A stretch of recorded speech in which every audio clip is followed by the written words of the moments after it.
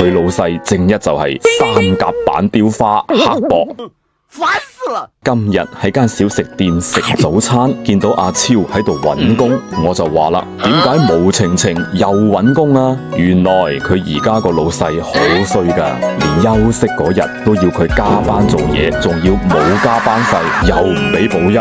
佢老細正一就係三甲板雕花刻薄。粵語裏邊呢一句三甲板雕花嘅歇後語，就係用嚟形容人好刻薄。咁點解係三甲板唔係其他板呢？大家知道啦，三甲板又叫三合板，唔係實木嚟嘅，而且唔係厚板，又薄又脆，一下唔小心啊，啪一聲就斷咗。所以喺三甲板上邊雕花嘅時候，落手一定要非常之輕，刻得好淺，當然就係刻薄啦。後來引申到人嘅個性，係形容人不近人情，只會對人要求苛刻。日常我哋可以咁樣講，佢對自己父母都三甲板雕花咁刻薄，對朋友就更加唔使講啦。